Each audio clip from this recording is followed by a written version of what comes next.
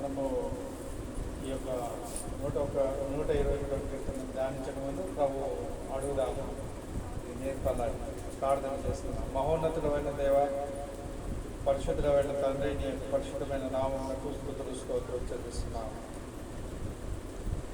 నీకే వందనాలు, స్తుతులు స్తోత్రం చెల్లిస్తున్నాము. ఈ యొక్క సమయంలో పాద సన్నిధిని చేరి మేము ప్రార్థన చేయించున్నాం తండ్రి. 121వ కీర్తనను మాకు నేర్పమని కోరుచున్నాం. ఈ నామమునకు మహిమ, ఘనత, ప్రభావం తెచ్చుకోవాలి. యేసు నామమును అడిగి పెట్టుకున్నాం తండ్రి. ఆమేన్. 121వ కీర్తన మనం ధ్యానం చేసుకుంటున్నాం. 120 నుండి 115 కీర్తనలు యాత్ర కీర్తనలు. 120 నుండి 135 వరకు యాత్ర కీర్తనలు. ఏ కీర్తనలు ఇవి? యాత్ర అంటే యాత్ర అంటే జర్నీ, ప్రయాణం. ఇది ఎక్కడి నుండి ప్రయాణం చేస్తారు, ఎక్కడికి ప్రయాణం చేస్తారు అనేది మనకు ఇంపార్టెంట్. ఎక్కడి నుండి ఎక్కడికి చేస్తారు? ఈ దేశం నుండి ఇస్రాయల్ దేశానికి. యెరూషలేము దేవాలయం ఉంది కదా, అక్కడికి చేసే ఈ కీర్తనలు. అర్థమైనా? ఇప్పుడు ఈ దేశంలో మనం యూదులం అనుకోండి, ఈ దేశంలో ఉన్నాం. మనం ఎక్కడికి వెళ్ళాలి? యెరూషలేముకి వెళ్ళాలి. 15 కీర్తనలు పాడాలి. అర్థమైనా? ఇది 5 స్కందాలు. ఇది ఏ స్కందాలు? 5 స్కందాలు.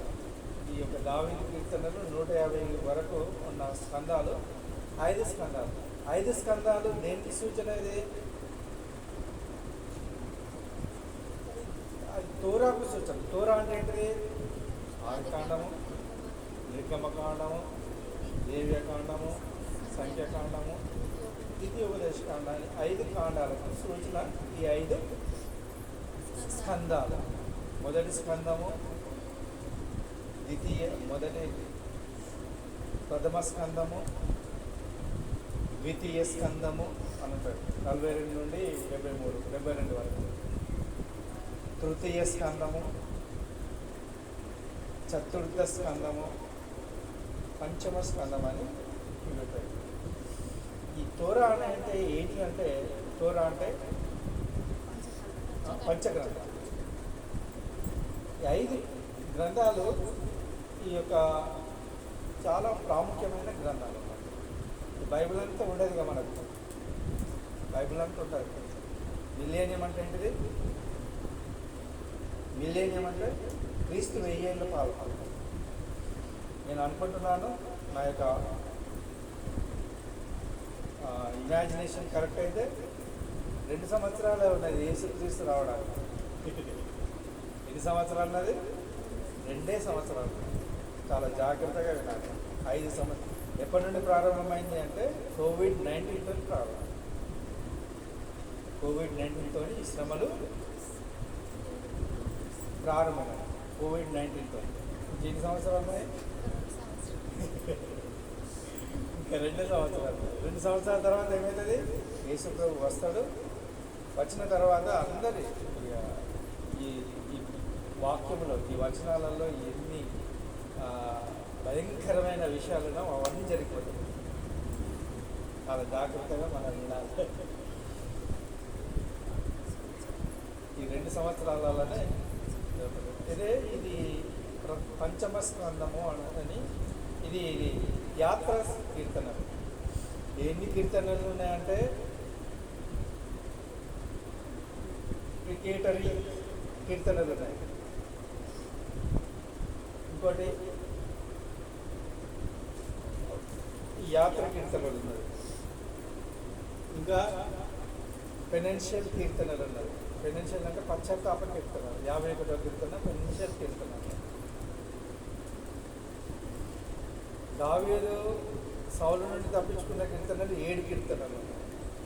ఇట్లా ఎన్నో కీర్తనలు ఉన్నవి. అవన్నీ కాదు కానీ ఇప్పుడు మనము ఈ యొక్క 121 కీర్తనకు మనం వచ్చేస్తాం. కొండల తట్టు నా కన్నులు ఎత్తుచున్నాను, నాకు సహాయం ఎక్కడి నుండి వచ్చును అంటారు. ఇది కొండలు అన్నది ఏంటిది? కొండలు అన్నా, పర్వతాలు అన్నా, గుట్టలు అన్నా, మెట్టలు అన్నా, ఇవన్నీ ఒకే మీనింగ్ వస్తుంది. కొండల తట్టు నా కన్నులు, ఇక్కడ నా అనేది 3 సార్లు ఉన్నది.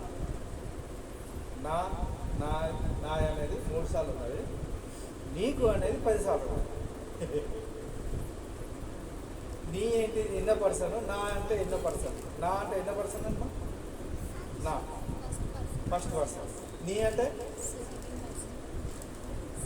Second person. ఫస్ట్ పర్సన్లో 3 అంటే 1, 2 వచనాలు ఉన్నవి. 3 వచనాల నుండి 8 వచనాల వరకు నీ అనే పదం వాడతారు. నీ అంటే ఎన్నో పర్సన్? అది సెకండ్ పర్సన్. చాలా జాగ్రత్తగా వినాలి. కొండల తట్టు నా కన్నులు ఎత్తుచున్నాను, నాకు సహాయం ఎక్కడి నుండి వచ్చును. కొండలు యెరూషలేము కొండలు అంటారు. కొండలు యెరూషలేము కొండలు చాలా బాగా ఉంటాయి. అవి యెరూషలేము కొండలు అనేది చాలా బాగా ఉంటాయి. ఇది ఏంటిదంటే టెంపుల్ కీర్తన. టెంపుల్లో 15 మెట్లు ఉంటాయి అన్నట్టు. యెరూషలేముకి వెళ్ళిన తర్వాత, ఈ యొక్క టెంపుల్ దగ్గరికి వెళ్ళిన తర్వాత, టెంపుల్ నుండి దేవునికి 15 మెట్లు ఉంటాయి అన్నట్టు. దేవుని సన్నదానానికి ఆ 15 మెట్లే ఈ యొక్క 120 నుండి 134 వరకు ఉన్న కీర్తనలు. దేవుని సన్నిధికి చేర్చబడే కీర్తనలు, దేవుని సన్నిధికి చేర్చబడే కీర్తనలు. చాలా జాగ్రత్తగా మనం వినాలి. యెహోవా వలనే నాకు సహాయము కలుగును. సహాయం కలుగుతుంది ఎవరి ద్వారా? యెహోవా వలన. యెహోవా అనే పదాన్ని మనం వాడద్దు, యాహ్వా అనాలి. యాహ్వా అంటే యాహ్వ పదం. యాహ్వ వలనే నాకు సహాయము కలుగుతుంది. ఎవరి ద్వారా కలుగుతుంది? యాహ్వ వలనే మనకు సహాయం కలుగుతుంది. ఆయన భూమి ఆకాశంలోనూ సృజించినవాడు. ఈ దేవతలు అనేవి భూమి ఆకాశంలోనూ సృజించలేదు అని చెప్పబడుతుంది. ఈ దేవతలు, ఇక్కడ ఉన్నవన్నీ దేవతలు, ఇక్కడ కానీ ప్రపంచంలో ఉన్న దేవతలన్నీ ఈ భూమి ఆకాశంలోనూ సృజించలేదు. దేవుడు మాత్రమే సృజించినాడు. ఎవరు సృజించినాడు? దేవుడైన యెహోవా, యాహ్వా మాత్రమే భూమి ఆకాశంలోనూ సృజించినాడు. ఈ దేవతలన్నీ సృజించలేదు. ఈ 2 సంవత్సరాలు అప్పుడు అయినప్పుడు, ఈ యొక్క యేసుక్రీస్తు వచ్చినప్పుడు అవన్నీ సాగిలపడతాయి. ఇవన్నీ సాగిలపడతాయి, ఈ దేవతలన్నీ సాగిలపడతాయి. యాహ్వా ఆయన భూమి ఆకాశం నుంచి ఇచ్చినాడు. ఆయన యొద్ద నుండే మనకు సహాయం. ఇది కీర్తన ఏమంటారంటే హామీ కీర్తనలు. అది ఏమని రాయబడిందంటే ఇక్కడ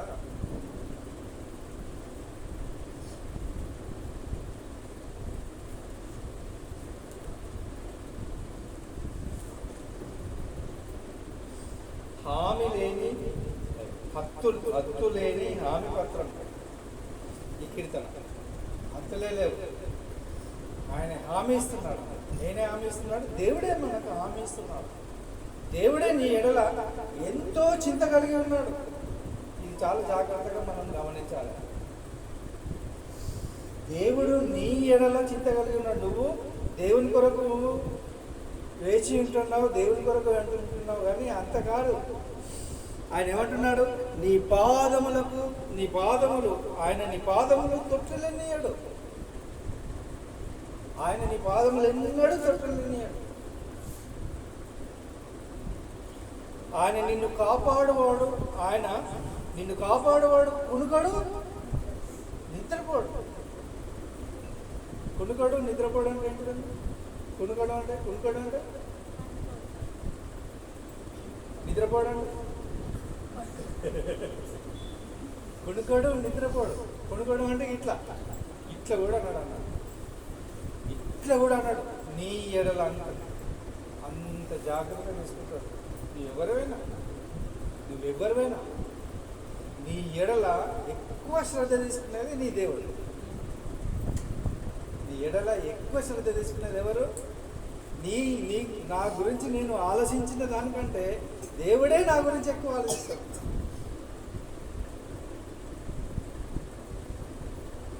అర్థమైందా? మన ఎడల అంటే సింగులర్ పర్సన్, ఇది ప్లూరల్ కాదు. నీ అనేది సింగులర్, ప్లూరల్ కాదు. ప్లూరల్ అంటే నీకు సింగులర్కు ప్లూరల్కి తేడా ఉందా కదా? చాలా తేడా ఉంది. సింగులర్, నువ్వు ఎక్కడ ఉన్నా, నువ్వు ఏం చేస్తున్నా, నీ పాదము తొట్టెలేయడు, నిన్ను కాపాడువాడు కొనుకాడు నిద్రపోడు.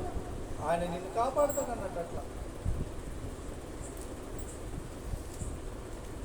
ఇశ్రాయేలును కాపాడువాడు కొనుకడు నిద్రపోడు.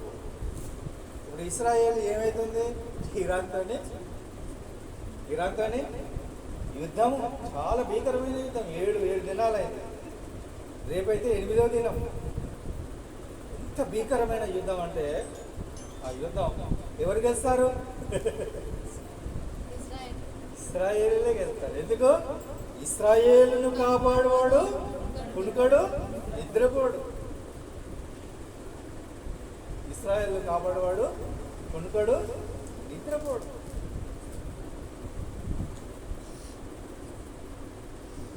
యాహ్వాయే నిన్ను కాపాడువాడు. కాపాడువాడు అనేది ఎన్నిసార్లు ఉన్నదమ్మా ఇక్కడ?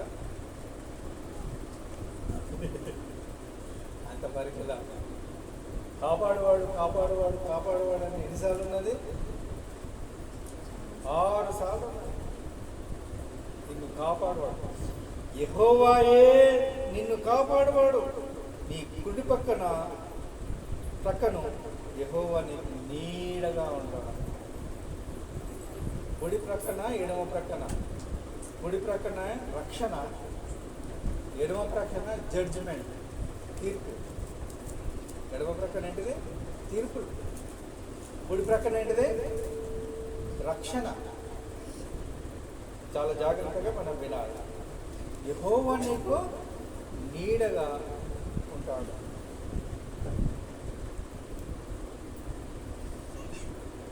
పగలు ఎండ దెబ్బ అయినను, రాత్రి వెన్నెల దెబ్బ అయినను నీకు కలగదు. అంటే డే అండ్ నైట్ నేను కాపాడుతున్నాను. డేలో ఎక్కడికి పోయినా నిన్ను కాపాడుతున్నాడు.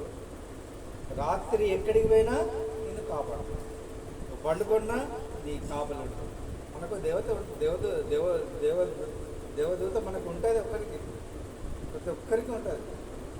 నాకైతే 4-5 ఉన్నాయి దేవదూత. 3 కాగానే లేపుతుంది నన్ను. 3 కాగానే లేపి నేను ఇంట్లో కళ్ళు తెరిచి చూసినాక ఎన్ని అవుతుంది? 3 అవుతుంది. 3 గంటలకే లేపుతాడు. ప్రార్థన పనులకు ఇది చాలా అనుభవం. ప్రార్థన పనులకు 3 అయిందంటే లేస్తూనే ఉంటాయి కదా. ఎవరు లేపిర్రో ఆ దేవుడే లేదు, దేవుని దూతనే లేదు. 5 అయిందంటే దర్వాజా తీసుకొని పోతూనే ఉంటా. మార్నింగ్ ఏంటిది? ఆ దేవదూత నడిపిస్తుంది. ఆ దేవదూత అట్లా నడిపిస్తారు మనల్ని. పగలు ఎండ దెబ్బ అయినను, పగలు ఏంటిదంటే ఈ యొక్క పగలు ఎండ దెబ్బ అంటే వేడి ఉంటుంది అన్నట్టు. పగలు మేఘస్తంభమై, ఇప్పుడు పాట పాడింది కదా, పాట పాడింది. పగలు ఎట్లుంటుంది? మేఘస్తంభం వలె ఉంటుంది. రాత్రి ఎట్లుంటుంది? అగ్నిస్తంభం వలె. అగ్ని లైట్ వచ్చింది కానీ ఈ 3,65,000 సూర్యుని తేజస్సు కంటే ఎక్కువ తేజస్సు దేవుని దగ్గర ఉంటుంది. దేవుని దగ్గర ఎట్లుంటుంది? 3,65,000 సూర్యుని తేజస్సు కంటే ఎక్కువ తేజస్సు దేవుని మహిమ. రాత్రి పగలు నిన్ను కాపాడతాడు. నువ్వు ఎక్కడికి పోయినా నిన్ను కాపాడతాడు. నువ్వు ఇండియాలో ఉన్నా నిన్ను కాపాడతాడు, అమెరికాలో ఉన్నా నిన్ను కాపాడతాడు. ఎక్కడికి పోయినా నువ్వు ఫ్లైట్లో ఉన్న నిన్ను కాపాడతాడు, ఫ్లైట్ దిగినా నిన్ను కాపాడతాడు. అన్ని విధాలుగా దేవుడు నిన్ను కాపాడతాడు. నీకు భయమే ఉండకూడదు. ఈ యొక్క తీర్పులు ఎవరికంటే యేసు ప్రభువు నమ్మని వారికి ఈ యొక్క తీర్పు. ఈ యొక్క యేసు ప్రభు వచ్చే సమయంలో ఇలాంటి అన్నీ జరుగుతాయో అన్నిట్లో మనకు పాలుండదు. ఎందుకు? మనం యేసు ప్రభువును నమ్మినాం కనుక మనకు అన్నిటి నుండి తప్పిస్తాడు దేవుడు.